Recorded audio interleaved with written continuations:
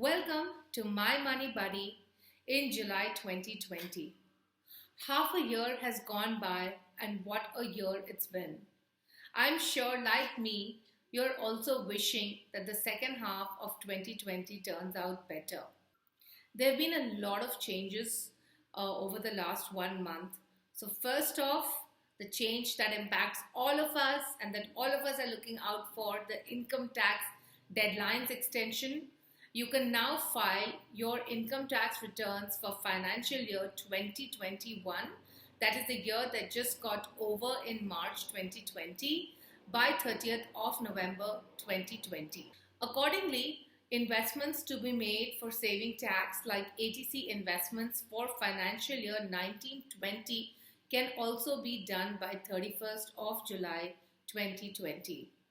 In case if you haven't filed returns for financial year 18-19, you can do so by 31st of July 2020.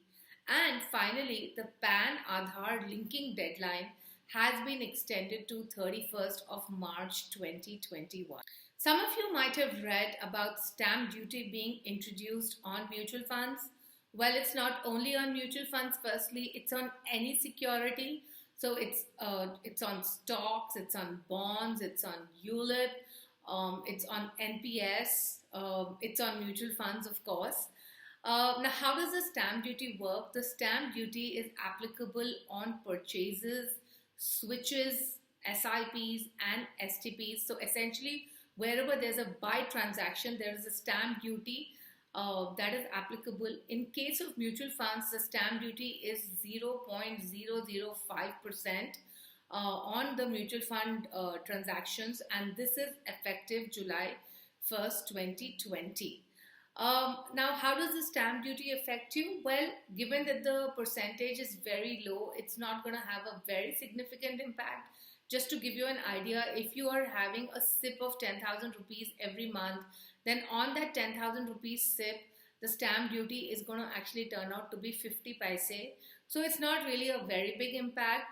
I think where it will impact certainly would be on liquid funds and overnight funds, which are funds that you use for parking money for a couple of days. But essentially, there's no working around this, so we just need to accept this as it is. A good news, probably due to COVID, is the fact that the small savings schemes interest rates have been left unchanged for this quarter, which is July to September 2020.